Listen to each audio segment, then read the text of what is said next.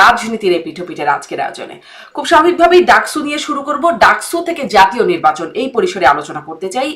ডাকসুতে যা দেখলাম, খুব সরাসরি প্রশ্নটি করতে চাই আপনাদের দুজনের কাছেই, যে যা দেখা গেল শিবিরের জয়, ছাত্র দলের পরাজয়, এবং শুধু জয় না, শিবিরের একটা ভূমিধস জয়, অন্যদিকে ছাত্রদলের ভরাডুবি বলা চলে। কেন শিবির কেন জিতলো, ছাত্রদল কেন হারলো? মাসুদ কামাল। দেখেন, এখানে অনেকগুলি কারণ আছে। আমি যেটা মনে করি, প্রথমত যে এটার সঙ্গে জাতীয় রাজনীতির একটা সম্পর্ক আছে। বিএনপির যে অ্যাটিটিউড, বিএনপির যে সমস্ত কথাবার্তা, তার নেতিবাচক প্রভাব পড়েছে ছাত্রদলের উপর, ছাত্রদলের ভোটের উপর। এটা হলো একটা জিনিস। বিএনপির কি অ্যাটিটিউড, কি সমস্যা হয়েছে এটা আমি বলছি আপনাকে। এক নম্বর হলো, বিএনপির মধ্যে কিন্তু একটা হামবড়া ভাব চলে আসছিল, এক ধরনের দম্ভ, এক ধরনের অহংকার, যে আমরা তো হচ্ছি, আমরা তো ক্ষমতায় যাচ্ছি, কোনো সমস্যা নেই, কেউ আমাদেরকে ফেরাতে পারবে না। এই ধরনের একটা ভাব কিন্তু বিএনপির নেতাদের কথাবার্তায় আপনি দেখবেন। যত কিছু হোক, অন্যায় হোক, অত্যাচার হোক, তাদের কিছু যায় আসে না। তাদের কথা হলো, কোনোভাবে নির্বাচনটা হলেই আমি তো রাজা, আমি তো হয়ে যাচ্ছি দায়িত্ব। এই বিষয়টা দুটো রিয়াকশন করেছে স্টুডেন্টদের মধ্যে। এক নম্বর রিয়াকশন হলো যে তুমি এত অহংকার দেখাও কেন। দেখেন, আমাদের মতো সাধারণ মানুষের, গরিব মানুষ যারা আমরা আছি, আমাদের কিন্তু এই জায়গাটা খুব টনটনা। আমরা পেটে ভাত থাক আর না থাক, আমাদের আত্মসম্মান বোধটা খুব টনটনা। আপনি আমাকে অবহেলা করবেন, তুচ্ছতাচ্ছিল্য করবেন, আমি এটা সহজভাবে নিব না। সুযোগ পাওয়া মাত্র এটা আমি দেখিয়ে দেবো। এই সুযোগটা আসে ভোটের মাধ্যমে। এখানে একটা জিনিস। আরেকটা বিষয় হলো, যদি এরা ক্ষমতাবান হয়ে যায়, তখন ফেব্রুয়ারিতে তারা ইলেকশন হয়ে গেল, তাহলে কি হবে? ছাত্রদল হবে সরকারি দলের একটা সংগঠন, এবং সেই সরকারি দলের সংগঠন কি হয়, সরকারি দলের যে ছাত্র সংগঠন, তারা বিশ্ববিদ্যালয়ের মধ্যে কি চালায়, এটা কিন্তু আমাদের এই ছাত্রছাত্রীরা ভুলতে পারে নাই। তাদের মনের মধ্যে এখন দগদগে ঘাড় মতো আছে যে ছাত্রলীগ কি করেছে গত 15টা বছর। তারা সেটা পুনরাবৃত্তি চায় না, একদম হিসাব ক্লিয়ার। যে কারণে তারা একটা ভয় পেয়েছে যে আমরা কোনো সরকারি দলের ছাত্র সংগঠনকে ডাকসুতে আনতে চাই না। যদি বিএনপির যে কেন্দ্রীয় নেতৃত্ব, তাদের মধ্যে যদি ওইরকম সরকারে চলে যাওয়া, নিশ্চিত জয়, শিওর সাকসেস, এই ধরনের মনোভাব তাদের কথাবার্তায়, চালচলনে না থাকতো, তাহলে হয়তো এই ভয়টা সাধারণ মানুষ পেত না। এটা হলো একটা দিক। দ্বিতীয় একটা দিক বলি আপনাকে আমি। দ্বিতীয় দিকটা হলো, এটা খুব বিস্ময়কর, এটা আমার কাছে বিস্ময়কর মনে হলো প্রথম দিকে, পরে আমার মনে হয় নাই, কারণ আমি নিজেও এই ব্যাপারে একটা ভুল প্রেডিকশন করেছিলাম আগে।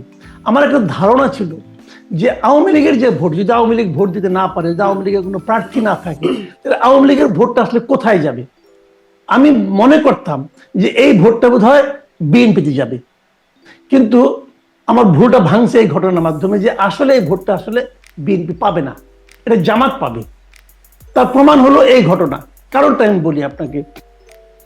কারণটা হলো কি, সারা দেশে আওয়ামী লীগের বিভিন্ন পর্যায়ের নেতা নেত্রীর উপর কিন্তু অনেক রকম টর্চার হয়েছে, তাদের ভোগান্তির শিকার হতে হয়েছে, তাদের দৌড়ের উপরে থাকতে হয়েছে, তাদের বিরুদ্ধে একাধিক মামলা হয়েছে, অনেক মামলা হয়েছে। এবং আপনি খোঁজ দিয়ে দেখেন, এই মামলাগুলো 98% মামলার বাদী হচ্ছে বিএনপি স্থানীয় নেতা, বিএনপি ছাত্রদল, যুবদল, এরা। তো ঢাকা ইউনিভার্সিটিতে যারা নাকি ছাত্রলীগের যে ভোটগুলো, এরা কিন্তু বেসিক্যালি ওই আওয়ামী পরিবার থেকে উঠে আসা।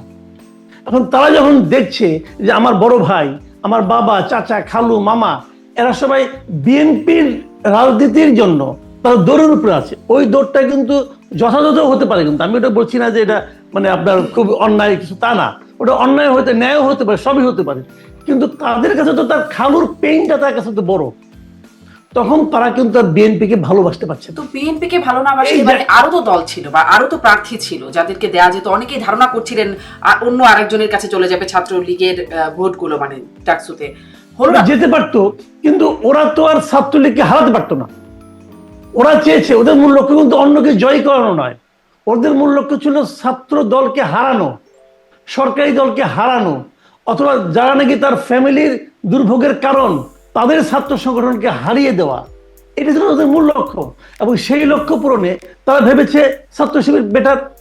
আরেকটা কথা বলে শেষ করি, সেই জিনিসটা হলো, ছাত্র শিবিরের যারা ক্যান্ডিডেট ছিল, এদের ম্যাক্সিমাম ক্যান্ডিডেটই মানে আপনার ভার্সিটিতে, ক্যাম্পাসে ভদ্র ছেলে হিসেবে এক ধরনের পরিচিতি আছে, ভদ্র ছেলে, মেধাবী ছেলে, মানুষকে সাহায্য করে, এই ধরনের মন মানসিকতা, সেটা কোন রাজনীতি, দীর্ঘ রাজনীতির পার্ট কিনা অনেক কিছু কিন্তু হতে পারে।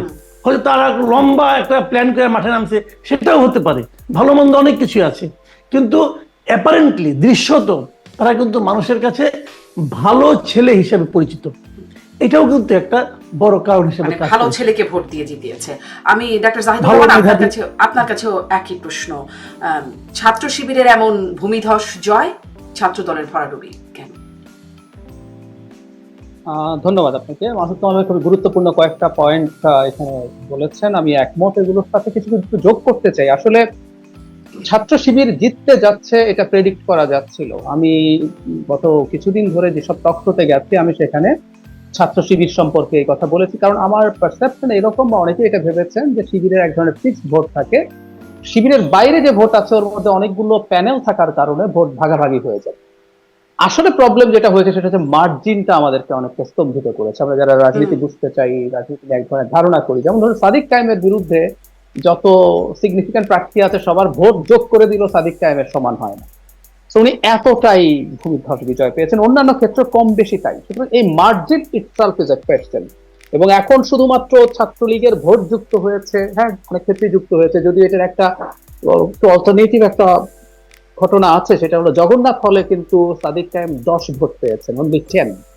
সো ছাত্রলীগের সমর্থক ওই হলে অনেক বেশি থাকার কথা, সেখানে তিনি ভোট পান নাই খুব একটা, অন্যান্য জায়গায় ভোট দিয়ে থাকতে পারেন। কিন্তু আমার কাছে যেটা মনে হয়, এক বছর থেকে ছাত্র শিবির এই নির্বাচনটাকে কেন্দ্র করে সাংগঠনিক কর্মকাণ্ড চালিয়েছে, এবং শুধু ভালো ছাত্র বা ভালো ইমেজের চাইতে যেটা হয়, তাদের এই প্রবণতা অনেক আগে থেকে আছে। তারা স্টুডেন্টদেরকে নানা কাজে সাহায্য করার চেষ্টা করে। আপনি খেয়াল করবেন, নিশ্চয়ই আপনি জানেনও, ছাত্র শিবিরের অনেকগুলো কোচিং সেন্টার আছে, ভর্তি কোচিং। ওই ভর্তি কোচিং এর সময় থেকেই শুরু হয় তারা স্টুডেন্টদের সাথে যোগাযোগ করা। সেই স্টুডেন্টরা যখন ভার্সিটিতে আসে, তার প্রয়োজন অপ্রয়োজনে, গত এক বছর আমি এটা পার্সোনালি জানার চেষ্টা করেছি, হলগুলোতে তারা স্টুডেন্টদের প্রয়োজন মেটানোর চেষ্টা করেছে। কোনো স্টুডেন্টের যদি ফিনান্সিয়াল ক্রাইসিস থাকে, তাকে ফিনান্সিয়াল সাপোর্ট দেওয়ার চেষ্টা করেছে। আমরা তো ওই পানির ফিল্টার দেওয়ার কথা, মানে খুবই খুবই আধুনিক পানির ফিল্টার হলগুলোতে দেওয়া হয়েছে। এরকম স্টুডেন্টদের জন্য কিছু ওয়েলফেয়ার করার চেষ্টা করেছে তারা। এবং খেয়াল করবেন, ওনারা জামায়াতে ইসলামী ছাত্র সংগঠন, ইসলামী ছাত্র সংগঠন, ওনারা ধর্মকে খুব বেশি সামনে নিয়ে আসেন নাই এবার। এবং তারা এক ধরনের সেন্ট্রিস্ট অ্যাটিটিউড বা সেন্টার রাইটের অ্যাটিটিউডের মতো। এবং একজন নারী ক্যান্ডিডেট তাদের প্যানেলে ছিলেন, যিনি হিজাব দূরে থাকুক, তিনি ওড়না মাথায় দেন না, মানে যেটা শিবিরের সাথে নেওয়া যায় না। ছাত্র সংস্থা বা ছাত্রী সংস্থার যে স্টুডেন্ট, ফিমেল স্টুডেন্টরা নেকাবও পড়েন। তো সেই জায়গায় তারা এই ধরনের একটা ইমেজও দেখানোর চেষ্টা করেছেন। এবং দিনের শেষে আমার কাছে মনে হয় যে তারা স্টুডেন্টদের পাশে থেকেছেন, সাংগঠনিকভাবে কাজ করেছে। উল্টো দিকে বিএনপি নির্বাচনে ছাত্রদল যাবে কি যাবে না এই সংশয়ে ভুগলো দীর্ঘদিন। তারা এই নির্বাচনটা প্রাথমিকভাবে মনে হয়েছে করতে চায়নি। পরে তারা যখন সিদ্ধান্ত নিল, প্যানেল দিতে দেরি করলো, এবং তাদের ক্যাম্পেইনের জন্য খুব বেশি সময়ও আসলে হাতে ছিল না। সুতরাং কিছু জাঁকজমক, কিছু চটক দেখানো, আর সাংগঠনিকভাবে বেস তৈরি করে সেই বেসকে দিয়ে সবার সাথে পার্সন টু পার্সন কমিউনিকেট করা ডিফারেন্ট জিনিস। ছাত্র শিবির নিজের নামে অথবা তাদের আরেকটা পরিচয়, আমি এভাবে বলবো যে সাধারণ শিক্ষার্থী নামেও তাদের এক ধরনের স্টুডেন্টদের সাথে যোগাযোগের জায়গা। মানে এটাও আমার একটা প্রশ্ন ডাক্তার সাহেব, এটাও আমার একটা প্রশ্ন, মানে তারা আসলে ছাত্র শিবির নামে ডাকসু নির্বাচনটা করে নাই, ঐক্যবদ্ধ শিক্ষার্থী জোট ব্যানারে তারা এই ডাকসু নির্বাচন করলো। আপনি যে কৌশলগুলোর কথা বলছিলেন, যে যেমন বিশেষ করে নারী প্রার্থীর কথা বলছিলেন, এটিও কি একটা কৌশলের অংশ, ঐক্যবদ্ধ শিক্ষার্থী জোট? আমি মনে করি ছাত্র শিবির নামটার মধ্যে একটা নেগেটিভ কনোটেশন আছে, আমরা মানি বা না মানি, এটা হয়ে গেছে, তারা সেটা করেছেন। আর মাসুদ কামাল ভাই বিএনপির ওই যে মামলার যে কথা বললেন আওয়ামী লীগের ক্ষেত্রে, আবার একই সাথে আমি বলবো বিএনপির বিভিন্ন জায়গায় যে বিএনপির লোকজন গ্রাসরুটে অনিয়মের সাথে জড়িয়েছে, চাঁদাবাজি, দখলদারি, এসবের সাথে জড়িয়েছে, এই স্টুডেন্টদেরই বাড়ি ওইসব জায়গায় আছে, তার পরিবারের কেউ না কেউ এগুলো দ্বারা অপ্রেসড হচ্ছে, হয়তো ওগুলোর এক ধরনের প্রভাব এখানে এসে পড়তে পারে। সবকিছু মিলে এটা হয়েছে।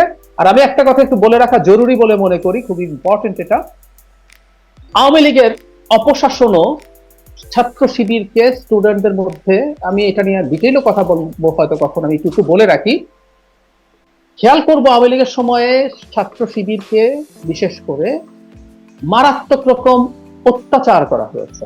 মানে আমরা আওয়ামী লীগের সময়, মানে আমরা আওয়ামী লীগকে স্বাধীনতা বিরোধী ট্যাগ দেয়া, তারা স্বাধীনতা বিরোধী, মানে এই অর্থে যে তারা এখন সেটা ওন করে, আমরা সমালোচনা করতে পারি, আমরা তাদেরকে নানা রকম তাদের আচরণগত ইস্যু নিয়ে কথা বলতে পারি, কিন্তু তাকে ফ্রি রাজনীতি করার সুযোগ দেওয়া দরকার ছিল। আওয়ামী লীগের সময় ছাত্র শিবিরকে বিশেষ করে ডিহিউম্যানাইজ করা হয়েছে। আপনার কারো গায়ে যদি ছাত্র শিবির ট্যাগ দিয়ে দেওয়া যায়, ওকে আপনি মেরে ফেলতে পারেন। আমার একটা ঘটনা মনে পড়লো, সেটা হচ্ছে ওই যে কুপিয়ে হত্যা করা হলো, ওর নাম যেন কি ছিল, বিশ্বজিৎ। বিশ্বজিৎকে যখন কুপিয়ে হত্যা করা হলো, ফেসবুকে লোকজন লিখছে ও তো হিন্দু, ও তো শিবির হতে পারে না। মানে ব্যাপারটা এইরকম যে শিবির হলে কোপানো যায়, বিশ্বজিৎ হিন্দু, ও তো শিবির হতে পারে না। আবরার ফাহাদের ক্ষেত্রে একই আলোচনা করছে, আবরার ফাহাদ শিবির না, তো শিবির হলে কিন্তু পিটিয়ে মেরে ফেলা যায়। তো শিবিরের উপরে একটা সিস্টেম্যাটিক অপারেশন চালানো হয়েছে। আমার মনে পড়ে শেখ হাসিনার সময় একবার বুয়েটের কিছু স্টুডেন্ট টাঙ্গুয়ার হাওড়ে না কোথায় জানি নৌকা ভ্রমণ করতে গেছে, ওদেরকে ধরে থানায় ঢুকিয়ে ফেলা হয়েছে, ওরা নাকি শিবির, ওরা ওখানে নাকি কি বৈঠক করতে গেছে। তো এই যে অত্যাচার করা হয়েছে, শিবির অত্যাচারিত ছিল, শিবির মজলুম ছিল, এটাও অনেক স্টুডেন্টের সিম্প্যাথি পেতে সাহায্য করেছে। জি, আসলে এখান থেকে এই প্রশ্নটা আসে, যদিও এই প্রশ্নটা আজকের জন্য রেলিভেন্ট না, তবুও করে রাখি যে এই মজলুম ট্যাগ পেয়ে আবার ছাত্রলীগ বা আওয়ামী লীগ তারা সামনের দিনে এই বেনিফিটটা পাবে কিনা, সামনের দিনে এটা পেতে পারে। হ্যাঁ, নিশ্চয়ই পারে। জি। আর আপনি বলছিলেন বা মাসুদ কামালও বলছিলেন যে বিএনপি মামলাগুলোর 98% মাসুদ কামাল বলছিলেন যে মামলাগুলো বিএনপির লোকজন করেছেন। মানে জামাত শিবিরের কোনো ভূমিকা কি ছিল না আওয়ামী লীগকে, মানে যার কারণে আসলে আওয়ামী লীগের ভোট বা ছাত্রলীগের ভোটগুলো এই পাশে চলে আসছে ছাত্র শিবিরের কাছে? জামাত শিবিরের কোনো বিএনপির মতো কোনো দায় বা জায়গা নাই? মাসুদ কামাল, আপনার কাছ থেকে একটু শুনি। আচ্ছা, আমি আজকে আমি সারাদিনে আজকে বিভিন্ন জনকে কিন্তু টেলিফোন করেছি, যোগাযোগ করেছি যে এই জিনিসটা বোঝার জন্য, যে আমি আসলে কি বুঝতেছি, তারা কি বুঝতে, একটা এক্সচেঞ্জ করার জন্য আর কি মতামত। এবং আমি 2-3টা ঘটনা জানলাম, আমি খুব বিস্মিত হলাম। সেই ঘটনাগুলো হলো এমন যে থানা পর্যায়ে অথবা জেলা পর্যায়ে পর্যন্ত কোনো একজন ব্যবসায়ী, সেই ব্যবসায়ীর বিরুদ্ধে মামলা হয়েছে, মামলা হওয়ার পর সে অ্যারেস্ট হয়ে গেছে, তার ব্যবসাটা কে চালাবে? এবং দেখা গেছে ওই ব্যবসায়ীটা ব্যবসার হয়তো লুটপাট হয়ে যেত, বিএনপির লোকজন লুটপাট করে ফেলতো, অথবা বিএনপি হয় না, হয়তো বিএনপি নামধারী কেউ, ওরকম হতে পারে, সে তো বিএনপিও না, কিন্তু সে বিএনপি নাম নিয়ে আসছে, তাকে কে জিজ্ঞাসা করবে, কে চ্যালেঞ্জ করবে? এই সময়ে ওই ব্যবসায়ীর পক্ষে জামাতের লোকজন দাঁড়িয়ে পড়ছে। মানে আমি বিস্মিত, এবং আমাকে অনেকে বললো যে ঘটনাগুলো এরকম হয়েছে অনেক জায়গায়, যে জামাতের লোকজন আওয়ামী লীগের ওই ব্যবসাটাকে, আওয়ামী লীগের ওই লোকটার ব্যবসাটাকে মানে আপনার প্রোটেকশন দিচ্ছে, যে না এটা করা যাবে না, ওনার ব্যবসা উনি করুক, ওনার ওই ভদ্রলোকের ছেলে অথবা তার ফ্যামিলি কেউ সে ব্যবসাটাকে ধরছে এবং সেটাকে প্রোটেকশন দিচ্ছে জামাতের লোকজন। এই ধরনের ঘটনা কিন্তু অনেক জায়গায় ঘটেছে। এবং আমি এমনও জানি, এটা একদম আমার নিজের ফ্যামিলিতে জানি, আমার শ্বশুরবাড়ি এলাকায় একটা ঘটনা বলতে পারি আপনাকে। ওখানে মানে ছাত্র যে আপনার ওই গত বছর অগাস্টের সময় ঘটনাটা ঘটেছিল। ছাত্র দলের এক ছেলে, সে ছাত্রলীগ স্থানীয় সভাপতি ছিল সে তখন, পরে তাকে বাদ দিয়ে দেওয়া হয়েছে। সেই ছেলে যে লুটপাট করতে করতে গরু নিয়ে গেছে এক ফ্যামিলির থেকে, এবং সন্ধ্যার সময় সেটা আবার ওখানকার যে মানে জামাতে ইসলাম যারা করে তারা আবার এটা ফেরত দিয়েছে ওই লোককে, ওই ফ্যামিলিকে। এবং ওরা তো মানে নিয়ে গেল ছাত্র দলের লোকজন, ফেরত দিল শিবিরের লোকজন, মানে আপনার জামাতের লোকজন। এইভাবে কিন্তু অনেক জায়গায় জামাতের কিন্তু একটা ইতিবাচক, তাহলে তো এই যদি সমীকরণটা হয়, মানে একদম গ্রামেগঞ্জের সমীকরণটা যদি এরকম হয়, তাহলে তো জাতীয় রাজনীতির সমীকরণটাও তো বদলে যাওয়ার কথা, মানে ভোটের সমীকরণ। দেখেন জামাত কি করছে, আমি যখন মাঝে মাঝে মনে হয় যে জামাতের যে রাজনৈতিক প্রজ্ঞা, তার কাছে বিএনপি আসলে শিশু, জাস্ট শিশু। আমি আপনাকে একটা ঘটনা বলি, দেখেন জামাত কি করেছে। জামাত কিন্তু প্রশাসন দখল করে নিছে। অগাস্টের পর থেকে তারা কোনো ঝামেলায় যায় নাই, প্রশাসনের কি পয়েন্টগুলোতে তাদের লোকজনকে বসাই দিচ্ছে। এখন তারা বিশ্ববিদ্যালয়গুলো দখল করবে এবং খুব সিস্টেমেটিক ওইটা দখল করবে। আপনি দেখবেন, আপনি চোখের সামনে যাবেন, আপনি বিএনপি করবেন, আপনি বিএনপি লিডার, আপনি বলবেন যে এরকম হচ্ছে, তার গা জ্বলবে, ফিরাতে পারবেন না ভাই। তারা সিস্টেমেটিক ওইটা তারা কাজ করছে, তারা একটা ভিশন নিয়ে মাঠে নামছে। আমি কিন্তু পার্সোনালি মনে করি, দেখেন আমি কিন্তু বিএনপি রাজনীতি করি না, আমি জামাতের রাজনীতি পছন্দও করি না, কোনো সমস্যা নাই, কিন্তু আমি এটা দেখছি যে জামাত যে কাজটা করতেছে, ওরা যে রাজনীতিটাই করুক, তারা সেই রাজনীতিটাকে মিন করে, যেটা আমাদের করতে হবে। বিএনপি তা করে না। দেখেন আজকে বিএনপির স্থায়ী কমিটির একজন সদস্য মির্জা আব্বাস আজকে একটা কথা বলছেন, আমার কাছে খুব আমি বেশ কৌতুক অনুভব করছি তার কথা থেকে। তিনি বলতেছেন যে জামাত মানে শিবির ছাত্রলীগের ভোট দেয়া এখানে তারা জিতে গেছে, এবং তারা বলছে যে প্রতিটা মিটিং এ যখন আমরা মিটিং এ বসি, মিটিং এ জামাতের পক্ষ থেকে আমাদেরকে বলা হয় দেখবেন আওয়ামী লীগ যেন ফেরত না আসে, আওয়ামী লীগকে যেন ফেরত না আনা হয় কোনোভাবেই, এভাবে আমরা সবাই মিলে কাজ করি। আমাদেরকে বলছে, বলার পর তারা যে তলে তলে আবার আওয়ামী লীগের সঙ্গে মিল দিচ্ছে, এটা দেখে সে খুব অবাক হয়ে গেছে। ভাই অবাক হওয়ার কিছু তো নাই, রাজনীতি তো ভাই সিরাতুল মুস্তাকিম না, এটা সহজ সরল পথ না, রাজনীতিতে অনেক কিছুই ঘটবে। এবং ওই জন্যই বললাম যে তাদের যে রাজনৈতিক প্রজ্ঞা এবং রাজনৈতিক যে আপনার মানে কৌশল, তার কাছে বিএনপি আসলে শিশু, আমার যেটা মনে হয়। ডাক্তার জাহিদুর রহমান যেটি মাসুদ কামাল বললেন মির্জা আব্বাসের সেই কথা, যেটি তিনি মির্জা আব্বাস বলছেন, আমিও একটু মির্জা আব্বাসকে কোট করি, মাসুদ কামাল যেটি বললেন সেটাই বলি। ডাকসু নির্বাচনে বিএনপি হেরেছে আপনারা বলতে পারেন, কিন্তু আমি বলতে পারছি না। জামায়াতের এত ভোট কোত্থেকে এলো হিসাব মেলে না, গভীর ষড়যন্ত্রের আভাস পাচ্ছি। বিভিন্ন দল যখন আমরা একসঙ্গে বসি বলা হয় খেয়াল রাখতে হবে, আওয়ামী লীগকে ঠেকাতে হবে, তারা আবার এলে কচু কাটা কাটবে, কিন্তু তলে তলে আওয়ামী লীগের সঙ্গে আঘাত করে ছাত্রলীগের সব ভোট নিয়ে গেছে শিবির। বিএনপির বিরুদ্ধে দেশে ও দেশের বাইরে ষড়যন্ত্র চলছে। আমি এই ষড়যন্ত্রের জায়গায় একটু জোর দিয়ে আপনার কাছ থেকে জানতে চাই, এটা কি ষড়যন্ত্র মনে হয়? মানে কোন রকম ষড়যন্ত্র কি চলছে? বিএনপি কিন্তু বেশ প্রায় সময় ষড়যন্ত্র দেখে। ঠিক ষড়যন্ত্র একেবারে নেই বলা যাবে না। আমরা এভাবে যদি তথ্যটা দেখি, বাংলাদেশের সবচেয়ে বিখ্যাত ইউনিভার্সিটি পারসেপশন হচ্ছে সবচেয়ে প্রগ্রেসিভ ইউনিভার্সিটি। যদি এটা নিয়ে আমার সন্দেহ আছে, আমি আর বিস্তারিত এখন বলতে চাই না এই ইউনিভার্সিটি তার প্রগ্রেসিভ জায়গায় আছে কিনা, আমার খুব স্ট্রং ডাউট আছে যে স্টুডেন্টরা তার কিছু সাধারণ বেনিফিট পাবে বলে মনে করে সে একটা মানুষজনকে ভোট দেয়, এবং সত্যিকার অর্থে তাদের মধ্যে ওয়েল বিহেভড ওয়েল ম্যানার্ড লোকজন আছে। কিন্তু এটা যে একটা গুরুত্বপূর্ণ রাজনৈতিক মানে গেমের পার্ট, এটা যারা ধরতে পারে না তারা কতটুকু প্রগ্রেসিভ আমার সন্দেহ আছে। কিন্তু আমরা কাগজে কলমে তো আসলে আমরা ধরে নিতে পারি সবচেয়ে প্রগ্রেসিভ।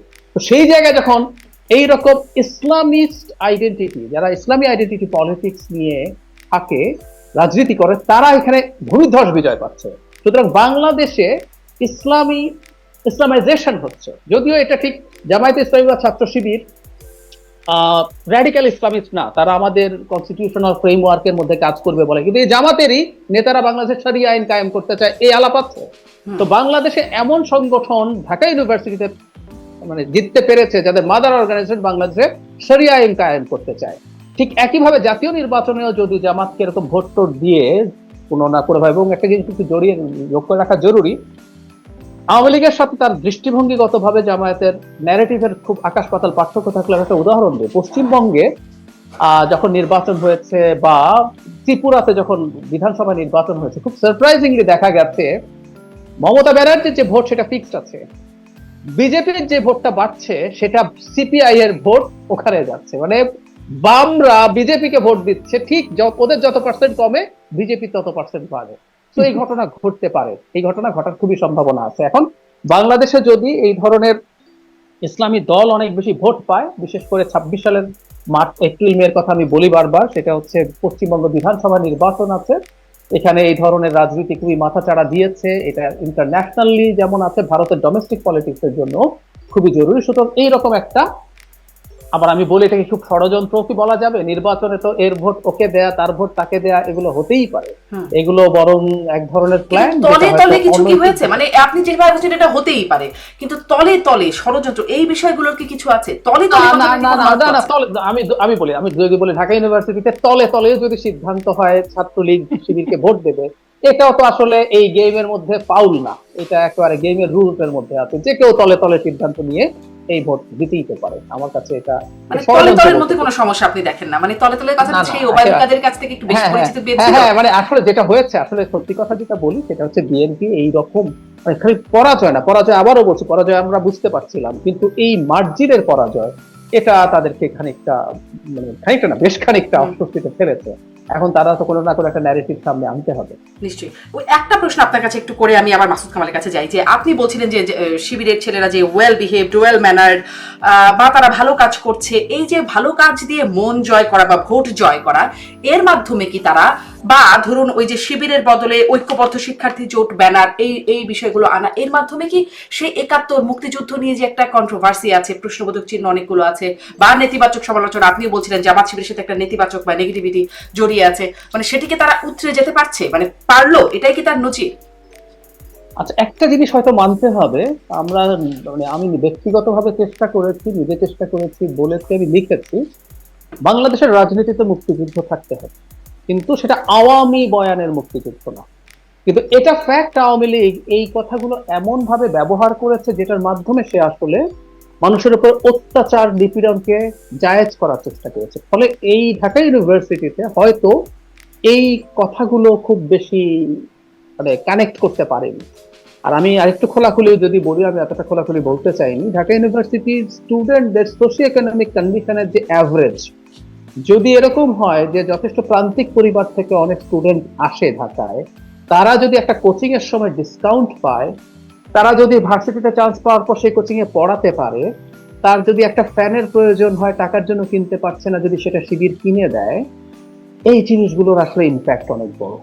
সুতরাং ভোট তো ভোটই, সুতরাং এই জায়গাগুলোতে তারা কাজ করেছে, সুতরাং ওইটাতে কানেক্টেড হয়ে খুব বড় সম্ভাবনা আছে এবং তারা প্রত্যেকের সাথে যোগাযোগ করে গেছে সবসময়। এবং আমি ছাত্র শিবির চিনি, ব্যক্তিগতভাবে কিভাবে চিনি, আমি যে কলেজে পড়াশোনা করেছি চিটাগংয়ে, এটা শিবির নিয়ন্ত্রিত কলেজ ছিল, সুতরাং তারা কি করেন, কিভাবে সম্পর্ক রক্ষা করেন, এগুলো আমার দেখা আছে। সুতরাং সেটাই হয়তো এখানে এবার কাজ করছে। জি, আমি মাসুদ কামাল আপনার কাছে একটু এই প্রশ্ন দিয়ে ছোট্ট করে শুরু করি, আরো কয়েকটি প্রশ্ন আপনার কাছে করতে চাই, যে এই যে মুক্তিযুদ্ধ বিরোধী, এটি তো শুধু আসলে ট্যাগ নয়, এটি একটা ঐতিহাসিক বাস্তবতাও বটে, বা আওয়ামী ন্যারেটিভও কি শুধুমাত্র মানে শিবিরের যে সেই অবস্থান সেখান থেকে কি তারা সরে আসতে পারলো, এটি আপনার কাছে প্রশ্ন। এই জয় কি মানে শুধু তো জয় না, আসলে ভূমি ধস জয়, সেটি কি আসলে সেই বার্তা দিচ্ছে এটি? এবং সাথে সাথে আরো একটা ট্যাগ কিন্তু শিবিরের সাথে ছিল, এখনো বারবার উচ্চারিত হয়, রক কাটা, সেই ট্যাগগুলোকে শিবির উতরে আসলো কিনা? দেখেন না, এটা এত তাড়াতাড়ি এই সিদ্ধান্তে আসা যাবে না, কারণ মানে তাদের কিছু ঘটনা, রক কাটার ঘটনা কিন্তু ঢাকা ইউনিভার্সিটি কখন হয় না। ঢাকা ইউনিভার্সিটি দেখেন, ঢাকা ইউনিভার্সিটিতে শিবির কিন্তু অনেক বছর ধরেই তাদের কোনো কার্যক্রম, প্রকাশ্য কার্যক্রম মোটামুটি দেখা যায়নি, অনেক বছর, 3 দশক তো হবেই। এই 3 দশকে ঢাকা ইউনিভার্সিটিতে শিবিরের কেউ ছিল না, শিবিরের কেউ থাকলে তো মাসুদ ভাই, আমি একটা জিনিস এখানে যোগ করি, আমি এটাকে শুরু থেকে প্রটেস্ট করছি, এটা আমি এবার রিসেন্টলি জানলাম। বাংলাদেশের ওই ঢাকা ইউনিভার্সিটি ক্রিয়াশীল সব ছাত্র সংগঠন একত্র কি যেন একটা নাম দিয়েছিলেন, তারা সিদ্ধান্ত নিয়েছিলেন শিবিরকে প্রকাশ্যে রাজনীতি করতে দেবেন না। এটা ঢাকা না, শুধু জাহাঙ্গীরনগর ইউনিভার্সিটিতেও আছে। আমি খুব স্ট্রংলি এটাকে প্রটেস্ট করি যে সব সংগঠন মিলে, যে সংগঠনটা নিষিদ্ধ না, শিবির তো নিষিদ্ধ ছাত্র সংগঠন না, কোন অধিকারে তারা তাকে এরকম রাজনীতি করতে দেবে না সিদ্ধান্ত নিয়েছে, এবং ওই সিদ্ধান্তের কারণেই আসলে শিবির রাজনীতি করতে পারে না। আমি বলি আপনাকে, আমি এটা জানি মানে তখন আমি ঢাকা ইউনিভার্সিটির স্টুডেন্ট, যখন এই ঘটনাটা ঘটে তখন আমি ঢাকা ইউনিভার্সিটির স্টুডেন্ট, এবং তখন আমি নিজেও একটা ছাত্র সংগঠনের সঙ্গে জড়িত ছিলাম। আমি যাদের সঙ্গে ছিলাম তারাও এই সিদ্ধান্ত নিয়েছিল যে তাদেরকে করতে দিবে না, এবং এটা নিয়ে আমি ওই ছাত্র সংগঠনে থাকাকালীনই আমি প্রতিবাদ করেছি যে আপনি কেন দিবেন না, তারা যদি মন্দ হয় সেটা এই তাদেরকে মন্দ এবং তাদেরকে আমি কথা বলতে দেব না, এই সিদ্ধান্ত নেওয়ার আপনি কে, আমি কে? আমি তাদের কর্মকাণ্ড নিয়ে আলোচনা করতে পারি, আমি তাদের কর্মকাণ্ড নিয়ে ক্যাম্পেইন করতে পারি, মানুষকে বোঝাতে পারি তাদের কেন রাজনীতি তাদেরকে সমর্থন করা যায় না, কিন্তু আমি তাদেরকে কথা বলতে দেব না, এটা আমি ভাই পক্ষে না। এবং আমি এখনো কিন্তু ওই একই দৃষ্টিভঙ্গি সবসময় পোষণ করি, আমি কোনো নিষিদ্ধের পক্ষে না। যাক, সেটা অন্য প্রসঙ্গ, ওই লাইনে আমি যাচ্ছি না। তো এখন এখানে যেটা হয়েছে, সেই ট্যাগটা কিন্তু ঢাকা ইউনিভার্সিটিতে কিন্তু কখনো রক কাটার কোনো ঘটনা আমি দেখি না, আমার মনে পড়ে না। হইতে পারে, আমি আমার যদ্দূর মনে পড়ে আমি এরকম রক কাটার কোনো ঘটনা দেখিনি। রক কাটার ঘটনা রাজশাহী ইউনিভার্সিটিতে হতো, অনেকগুলি হয়েছে কিন্তু, এবং সেটা শিবিরের নেতৃত্বে হয়েছে বলে আমরা তখনও শুনেছি, সে সমস্ত কারণ ছিল। কিন্তু ঢাকা ইউনিভার্সিটিতে ওই ট্যাগিংটা ছিল না, কিন্তু ওই ট্যাগিংটা কিন্তু অনেক বড় ঘটনা ছিল। ওই ট্যাগিংটা এত দ্রুত ওই কয়েকটা নির্বাচনে জিতলেই যে শেষ হয়ে যাবে আমি তা মনে করি না। তাদের আচরণের মাধ্যমে সেটাকে তাদেরকে প্রমাণ করতে হবে। এটা কিছুদিন হয়তো সময় লাগবে অথবা যাবে না। কিন্তু আমি আরেকটা কথা বলি, দেখেন আমরা সবাই বলতেছি যে শিবির কেন জিতলো, শিবিরের কি করেছে, শিবির কিভাবে মানুষকে সুযোগ সুবিধা দিয়েছে, এগুলো আমরা বলছি। কিন্তু আমার কথা হলো কি, এই কাজগুলির মন্দ কি? আমার কথা হলো তারা যে কাজগুলি করেছে এটার মধ্যে খারাপটা কি আছে? একদম এটা ভবিষ্যতে খারাপটা কি? হ্যাঁ, এরা যদি একটা ছাত্র সংগঠন যদি বরং মাসুদ ভাই, বরং এই জিনিস দেখে যদি অন্যরা চাপ বোধ করে করতে শুরু করে, সেটা ভালো হবে, আর স্টুডেন্টদের জন্য ভালো হবে। আমি তো এখন যদি ছাত্র শিবির যদি একটা ফিল্টার দেয়, তো এটা তো প্রশংসা করার মতো। এখন এটার মধ্যে তারা দিল, অতএব তারা খারাপ, দুষ্ট, তাদের অন্য মতলব আছে। আরে ভাই, আপনি মতলব নিয়ে দেন না, আপনার তো দেওয়ার কোনো অভ্যাসই নাই, আপনাদের নেওয়ার অভ্যাস। তো এইটা তবে আপনি নেওয়ার অভ্যাস, আপনি নেওয়ার সংস্কৃতি নিয়ে দেওয়ার সংস্কৃতি সম্পন্ন একটা সংগঠনকে আপনি পরাজিত করবেন, ভাই আপনি কেন এটা আশা করেন? আপনার মধ্যে তো সেই জিনিসটা নাই। শিবিরের যে রাজনীতি, আমি তো এই রাজনীতিটাকে আমি মধ্যে কোনো খারাপ দেখছি না আপাতত, যতটুকু আমি দেখতে পাচ্ছি। এখন আপনি বলবেন যে না, তাদের মধ্যে গোপনে অনেক কিছু আছে, তারা হয়তো পরে এক সময় দেখাই দিবে। আমরা আগে দেখেছি ভাই, আগে অনেক কিছু দেখছি। আগে আওয়ামী লীগের অনেক ভালো দেখছি, পরে আওয়ামী লীগের চেহারা দেখলাম। আবার বিএনপির অনেক খারাপ দেখছি, আবার বিএনপির কাছ থেকে আমরা ভালো কিছু আশাও করতেছি। কাজে সময়ের প্রেক্ষিতে কিন্তু ভালো মন্দ এগুলি কিন্তু চেঞ্জ হতে থাকে। কাজে আমি শিবিরের রাজনীতিকে কিন্তু আমি এখনো আমি ওইভাবে যতটুকু দেখেছি ঢাকায়, আমি এটাকে কিন্তু অত বেশি আমি খারাপ বলবো না। তারা ছাত্রদের মন জয় করতে পেরেছে। দেখেন, সেটা তো খুবই ভালো ব্যাপার, আপনি বলছিলেন সেটি আসলে খুব ভালো ব্যাপার। আর মাসুদ কামাল, আমি একটা স্টুডেন্ট, তারা আমি বুঝাই দিলাম আর সে বুঝে গেল। ভাই এত সহজ না। এরা তো যে বলে না জেনজিকে আপনি বুঝান না, যাই দেখেন জেনজিকে বুঝাইতে দেখেন তারা বুঝে কিনা, তারা উল্টা আপনাদের বুঝাই দেবো।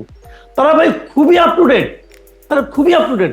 এবং তারও যে বড় কথা, স্টুডেন্টরা যদি সিদ্ধান্ত নেয় যে তারা এই কাজটা করবে, তো এটা তো তাদের সিদ্ধান্ত। ডাকসুর যে ভিপি, সে তো আবার সংসারে খবরদারি করতে আসবে না, সে তো ওইখানে থাকবে। এবং ওখানকার যারা স্টুডেন্ট, তারা তো সিদ্ধান্ত নিয়েছে আমরা সাদিক কায়েমকে চাই। এবং সেই চাওয়ার মাত্রাটা তো ভাই, মানে এই যে কথাটা নাকি জাহিদ বললেন যে ভাই ডিফারেন্স আপনি খেয়াল করছেন, ডিফারেন্সটা খেয়াল করেন। মানে প্রথম 5 জন ভিপি, প্রথম 5 জনের সাদিক কায়েম 1 নাম্বার, আর 2, 3, 4, 5 এই 4 জনের ভোট যোগ করলে সাদিক কায়েমের চেয়ে আমি যোগ করে দেখছি মাত্র 43 ভোট বেশি হয়। 4 জনের যোগ করলে তাহলে আপনি ভোটের ডিফারেন্স দেখেন আপনি। তো এটা তো এমনি এমনি হয় নাই। সাদিক কায়েম শিবিরের ক্যান্ডিডেট এই জন্য হয় নাই। সাদিক কায়েম কিন্তু আমি তো অনেক স্টুডেন্টকে জিজ্ঞাসা করেছি, সাদিক কায়েমের তো আপনার ইউনিভার্সিটিতে তার তো ভালো একটা মানে ইতিবাচক তার একটা ভাবমূর্তি আছে। তো এই ভাবমূর্তিগুলো আপনি ক্রিয়েট করেন।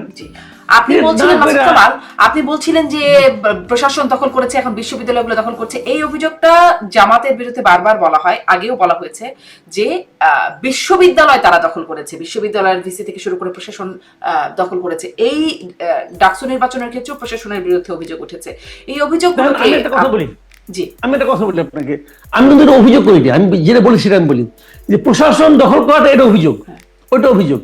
আর বিশ্ববিদ্যালয় যদি আপনার নির্বাচনের মাধ্যমে তারা দখল করে, এখন তো আসলে নির্বাচনের মাধ্যমে এইটা তো নির্বাচনের মাধ্যমে, ডাকসু তো নির্বাচনের মাধ্যমে, ডাকসু হলো আমি বলছিলাম মানে যদি ডাকসু নির্বাচনের মাধ্যমে হয়, নির্বাচনের মাধ্যমে হয়, যদি জাকসু নির্বাচনের মাধ্যমে হয়, যদি নির্বাচনের মাধ্যমে হয়, ওটা কিন্তু অভিযোগ না, ওটা হলো তাদের জয়, তাদের প্রাপ্য। ওইটা তারা যদি সেটা দখল করতে পারে তারা অগ্রসর হয়ে যাবে, এগিয়ে যাবে।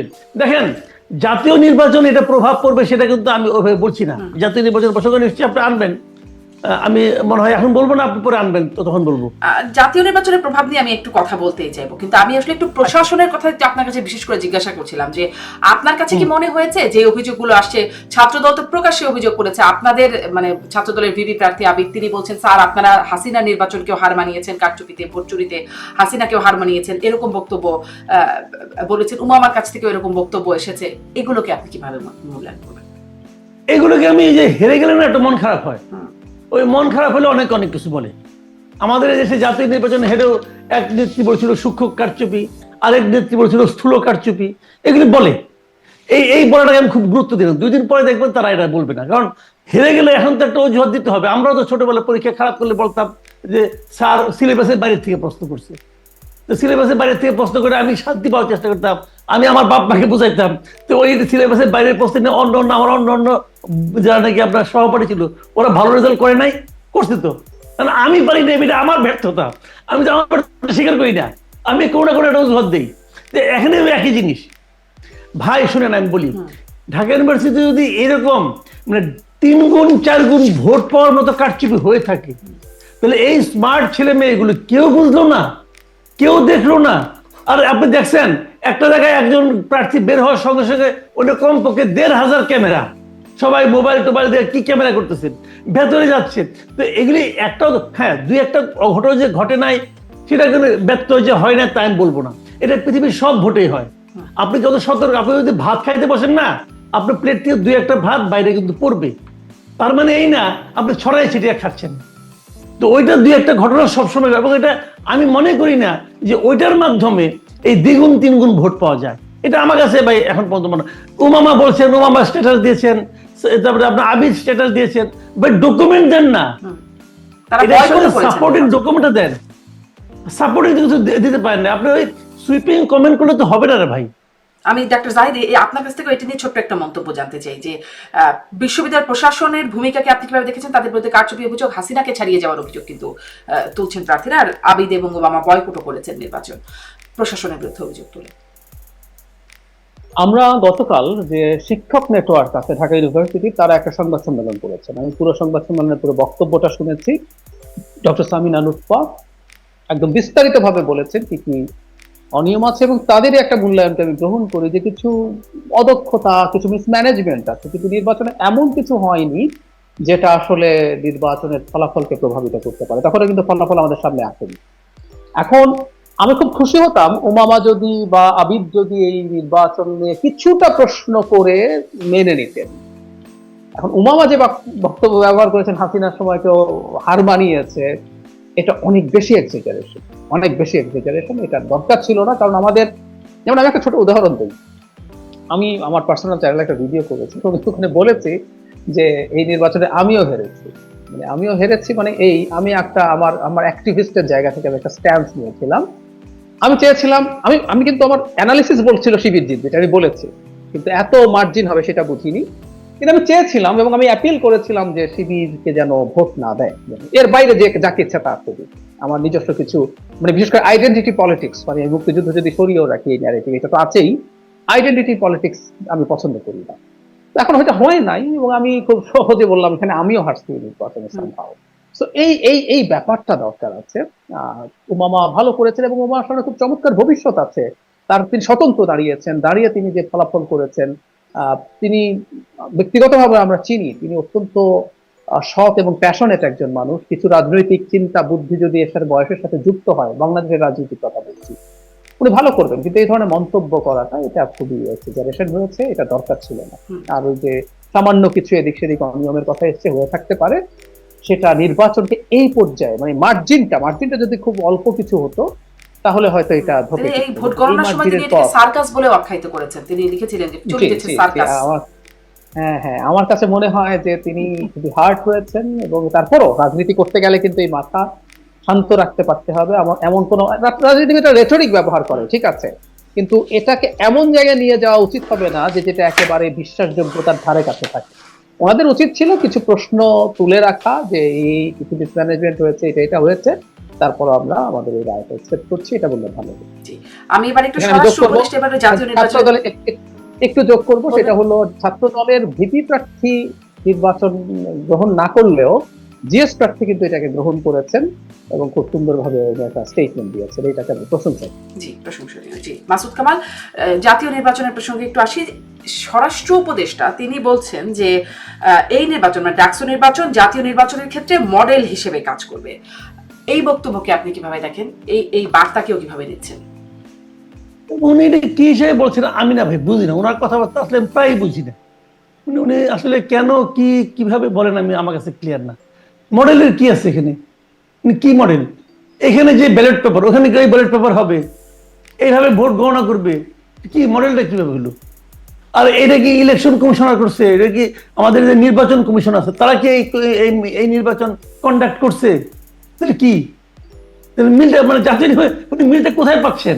তার মানে কি এখানে শিবির জিতছে, অতএব জাতীয় নির্বাচনে শিবির জিতবে, উনি এটা বলতে চাচ্ছেন? মানে ওনার কথা আসলে আমি বুঝি না, উনি আসলে কেন কি বলেন, কিভাবে বলেন, আমার কাছে ক্লিয়ার না। আমি একটা কথা বলি আপনাকে, দেখেন এই যে নির্বাচন, এর সঙ্গে জাতীয় নির্বাচনের কোনো প্রভাব পড়বে কিনা, এটা একটা কিন্তু বেসিক পয়েন্ট। আমি আমি আগে বলেছি, আমি কিন্তু অনেকগুলি ডাকসু নির্বাচনে ভোট দিয়েছি, অনেকগুলো। তো অনেকগুলো এই কারণে, আমার ওই সময় আমি যখন ভর্তি হই ইউনিভার্সিটিতে, তখন এরশাদের আমল, এবং তখন ওখানে অনেক আপনার সেশন জটে ছিল। আমার প্রায় 9 বছর লেগেছে এই শেষ করতে ঢাকা ইউনিভার্সিটির পাঠ, কাজে লম্বা সময় আমি ওখানে ছিলাম। আমি চারটা নির্বাচনে অংশ নিয়েছি ডাকসুতে। আমার মনে হয় বাংলাদেশে খুব কম লোকই আছে যে 4টা ডাকসু নির্বাচনে ভোট দিতে পেরেছি। প্রথমবার মান্না আক্তার ছিলেন, তারপরে আক্তার বাবলু ছিলেন, তারপরে সুলতান মোহাম্মদ মনসুর এবং মুস্তাক হোসেন ছিলেন, শেষ পর্যন্ত আমান খোকন ছিল। এই 4টা নির্বাচনে কিন্তু আমি অংশ নিয়েছি। আমার কথা হলো কি, ডাকসু নির্বাচনের সঙ্গে জাতীয় নির্বাচনের কোনো মিল নাই। কোথায় মান্না আক্তার? মান্না আক্তার 2বার ভিপি হয়েছেন এই গ্রুপ। আবার আক্তার বাবলু, আক্তার ভাই আরেকবার ভিপিও হয়েছেন, উনি কোথায়? কালীগঞ্জে পড়ে আছেন আওয়ামী লীগের এমপি। মান্না ভাই কোথায়? মান্না ভাই কি জাতীয় রাজনীতিতে?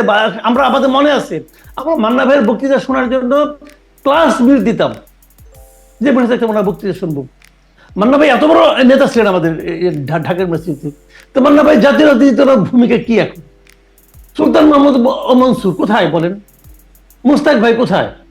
মানে এগুলো কিন্তু খুব স্বাভাবিক। মানে আমি এটাই বলছি যে ডাকসু নির্বাচন দেয়া, আর মান্না ভাই যখন পাস করছেন তখন উনি ওই বাসদের যে আছে সমাজতান্ত্রিক ছাত্র ফ্রন্ট, সেটার ভিপি দিয়েছিলেন। সমাজতান্ত্রিক ছাত্র ফ্রন্ট 3বার ছিলেন এখানে, মানে ডাকসুতে।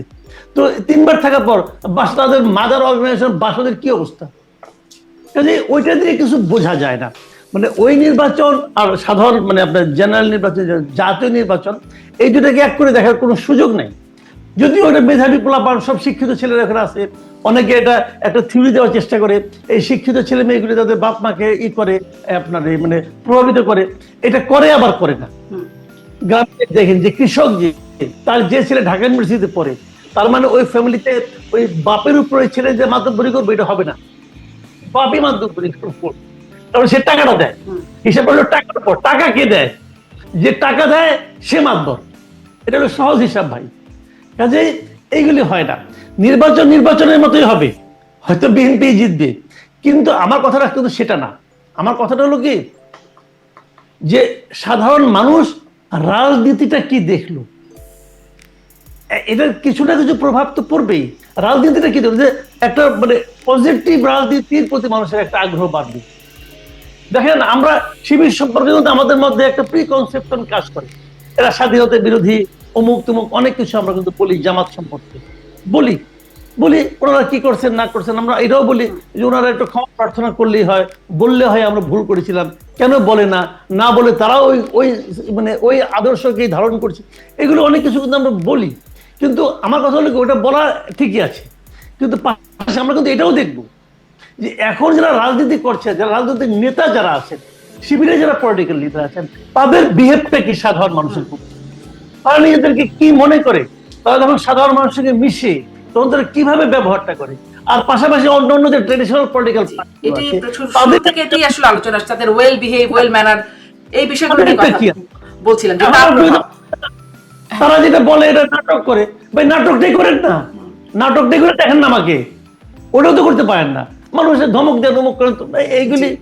আমি আসলে ঠিক এখান থেকে, এখন যেহেতু জাতীয় নির্বাচন নিয়ে কথা বলছি ডাক্তার জাহিদ আপনার কাছ থেকেও, তাহলে জাতীয় নির্বাচনে আমরা যে এতদিন ধরে বলছি যে সামনে আসলে বিএনপি অপেক্ষমান সরকার, বিএনপি নির্বাচন হলে বিএনপি জিতবে, এই যে একটা মানে এইটা একটা স্টেটমেন্ট একটা হয়ে গেছে, মোটামুটি এখন স্ট্যাবলিশড হয়ে গেছে, সেটা কি একটু শেকি হয়ে গেল? সেটা কি একটু সন্দেহ জায়গায় কোথাও তৈরি হচ্ছে, মানে শিবিরের এরকম ভূমিধস জয়ের পর? আমি মনে করি না সেই কি হচ্ছে, আপনি প্রমাণ পাবেন। আপনাকে আমি একটা জিনিস ফলো করতে বলবো, আপনি নিশ্চয়ই নিজে করবেন সেটা। যদি এরপর সেই কি হয়ে যায়, জামাত যদি জিতে যাওয়ার খুবই সম্ভাবনা থাকে, জামাত তার লোয়ার হাউসে পিআর সরিয়ে খুব দ্রুত নির্বাচনের প্রস্তুতিতে ঢুকে যেতেই পারে। জামাতের প্রার্থী নির্ধারিত আছে অলরেডি, তো তারা নির্বাচনের প্রস্তুতিতে নেমে যাক, তারা জিতে যাবে। প্রশ্ন হচ্ছে উইল দে ডু ইট? আমি মনে করি তারা এটা করবে না, কারণ তাদের নিজস্ব হিসেব নিকেশ আসলে আছে বলেই তারা এই লোয়ার হাউসে পিআর এর নামে নির্বাচনকে নিয়ে একটা ঝামেলা তৈরি করার চেষ্টা করছে। তাদের জরিপ আছে, তারা জানেন খুব ভালো মতো কি হবে না হবে। কারণ আবারও বলছি, যেটা বলে আমি আরেকটা এক্সাম্পল দেই, না হয় বাসদ ঢাকা ইউনিভার্সিটিতে ভালো করেছিল, ৭৩ সালে জাসদ জাসদ ছাত্রলীগ সারা দেশ দখল করে ফেলেছিল, সব শিক্ষা প্রতিষ্ঠান। ৭৩ ঢাকা ভার্সিটি যখন জেতা নিশ্চিত হয়ে যায়, তখন ব্যালট বাক্স ছিনতাইয়ের ঘটনা ঘটে। সেই জাসদ যখন জাতীয় নির্বাচনে যায়, সেখানেও ভোট কারচুপি করেছে। সেই বিপিএর সময় হেলিকপ্টারে ব্যালট বাক্স তুলে তুলে আনা, মানে ব্যালট বাক্স লুটের সেই ইতিহাস, সেই পুরনো ইতিহাস। আমি জাসদের নেতাদেরকে জিজ্ঞেস করেছি যে আপনাদের জেতার কেমন সম্ভাবনা ছিল, কয়টা সিটে জিততে পারেন, টপ টু বলতে। না, তারা বলেছেন 15টার মতো সিটে জিততে পারেন। তো এইরকম আসলে দাঁড়ায় ব্যাপারটা এরকম। তো এই জন্য তেমন কিছু আসলে হবে না, এটা জামাত বোঝে। কারণ যদি তারা মনে করতো তাহলে অ্যাজ আর্লি অ্যাজ পসিবল ইলেকশনে চলে যেত। এই দুটো ডিনামিক্স আসলে আলাদা, সে নিয়ে কোনো সন্দেহ নেই। আমি বিএনপির নির্বাচিত হওয়া নিয়ে মেজর সমস্যা দেখছি না। আমি রাদার একটু অন্য একটু অফ টপিক হলেও বলে রাখি, বিএনপির ঝামেলা হবে ক্ষমতায় থাকতে। ইন্দোনেশিয়াতে হচ্ছে, নেপালে হচ্ছে, এগুলো কিন্তু ভালো নির্বাচনে নির্বাচিত সরকার। কেপি শর্মা ওলি ভোট চুরি করে হাসিনার মতো ক্ষমতায় ছিলেন না। কিন্তু যখন আপনি দুর্নীতি কমাতে পারছেন না, আপনি সুশাসন দিতে পারছেন না, মানুষ রাস্তায় নেমে যাচ্ছে। আর বাংলাদেশে শেখ হাসিনার মতো একটা ব্রুটাল শাসকের মানে গুলির মুখে দাঁড়িয়ে যখন এই তরুণরা এই ঘটনা ঘটালো, বিএনপি যদি গুড গভর্নেন্স নিশ্চিত করতে না পারে, মানুষ রাস্তায় নামবে। এবং শেখ হাসিনার 10% বল প্রয়োগ বিএনপি করতে পারবে না। এখনকার সেই বাস্তবতাই নেই। ক্ষমতায় টিকে থাকা rather will be a serious problem. এবং আমার কাছে মনে হয় যে এই ডাকসুকেও যদি আমরা এভাবে ধরি, যে ডাকসুতেও যেটা বললেন যে সার্ভিস দিয়ে, আমি সার্ভিসকে নেগেটিভ বলছি না, বরং ভালো বলছি, অন্য ছাত্র সংগঠনগুলোকে বুঝতে হবে তাহলে এভাবেই আসতে হবে। একইভাবে নেপাল যেটা দেখাচ্ছে এখন এবং ভবিষ্যতে, এই যে বিএনপি গ্রাসরুটে চাঁদাবাজি দখলবাজির যে অভিযোগগুলো আছে, তাকে চেষ্টা করছে তারা, অ্যাপারেন্টলি মনে হয় যে তারা বহিষ্কার করছে, কিন্তু এটাকে আরো টাফ ভাবে, আর ক্ষমতা আসার পর যদি এগুলো তারা নিয়ন্ত্রণ করতে না পারেন, তাদের কপালে সিরিয়াসলি প্রবলেম। মানে ক্ষমতায় টিকতে না পারলে, যে প্রেডিকশনের কথা আপনি বলছেন, তখন কি হবে? মানে নেপালে যেরকম হচ্ছে এরকম কিছু, এরকম কোনোভাবে ক্ষমতা হারাবে?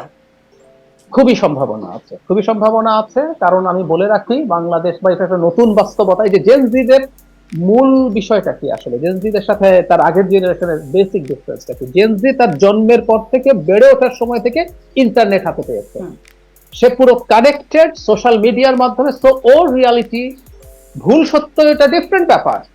এখন তো পোস্ট ট্রুথ ওয়ার্ল্ড বলা হয়, যে এখানে আপনার মতো সত্য আছে, এখন আপনি আপনার আমার সত্য কেউ নিতে বাধ্য না, ওর সত্য যে বলে তার কাছে সে চলে যায়। হয়তো আমরা দেখবো ডাহা মিথ্যে কথা ওখানে বলা হচ্ছে, কিন্তু ও এটাকে অল্টারনেটিভ ট্রুথ মনে করে, সে ওখানে গিয়ে চলে যায়। সুতরাং এই ইনফ্লুয়েন্স গুলোর মধ্যে তো তারা থাকবে। সুতরাং সংকট বা ঝুঁকি থেকেই যাবে, এরা আবার রাস্তায় নেমে আসবে। আর একটা কথা যোগ করে দেই, অকল্পনীয় রকম বেকারত্বের একটা সমস্যা হবে। এর মধ্যে আনএমপ্লয়েড তো আছে, আন্ডার এমপ্লয়েডও আছে। এই রকম বেকার জনগোষ্ঠীকে সমাজে রেখে আপনি একটা স্টেবল সোসাইটি কোনোদিন তৈরি করতে পারবেন না। এগুলো যদি নিশ্চিত না করা যায়, কোনো না কোনো একটা বাহানায় তারা রাস্তায় নামবে এবং কেউ। আমি একদম শেষ প্রশ্ন, মাসুদ কামাল, মানে বিএনপি ক্ষমতায় টিকতে সমস্যা হবে, এইখানে আপনার একটু মন্তব্য করেন। এই কথাটাও বেশ শোনা যাচ্ছে যে বিএনপি ক্ষমতায় আসলেও ক্ষমতায় থাকতে পারবে না, টিকতে পারবে না। আপনার এখানেও একটু মন্তব্য জানতে চাই। এবং একই সাথে এই ডাকসুর, মানে যেহেতু প্রশ্ন একটাই করব, সম্ভব হলে ছোট্ট করে ডক্টর জাহিদকেও এই প্রশ্নটা শুনবো, যে এই ডাকসুর এই ফলাফল বিএনপিকে কি বার্তা দিল, জামাত কি বার্তা পেল, এবং আওয়ামী লীগ যারা আসলে পলাতক হিসেবে আছে তারাও আসলে এখান থেকে কি বার্তা পেল? মাসুদ কামাল। আচ্ছা, এক নম্বর হলো বিএনপির ক্ষমতায় টিকে থাকাটা চ্যালেঞ্জ হবে। কিন্তু আমি একটা কথা মনে করি, যে বিএনপির যে চেহারা আপনি আজকে থেকে 16-17 বছর আগে দেখেছেন, 19 বছর আগে দেখেছেন, বিএনপি সেই চেহারা নিয়ে আসবে না। বিএনপির যে সমস্ত লিডারশিপ আমরা দেশে এখন দেখছি, বিশাল বিশাল ফিগার এক একজন, এরা যে কিরকম ভাবে, এদের ভাবনা চিন্তা, বিএনপি এই চিন্তা নিয়েও যদি তারা ক্ষমতায় আসে, এই চিন্তা নিয়েও থাকবে না।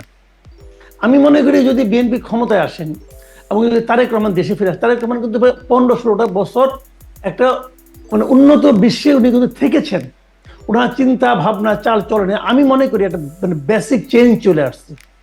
এবং সেই চেঞ্জ নিয়ে উনি যখন আসবেন, উনি যদি ওনার আশেপাশে ঘিরে থাকা চামচাদেরকে নিয়ন্ত্রণ করতে পারেন, আমার মনে হয় বিএনপিরও চেহারা চেঞ্জ হয়ে যাবে।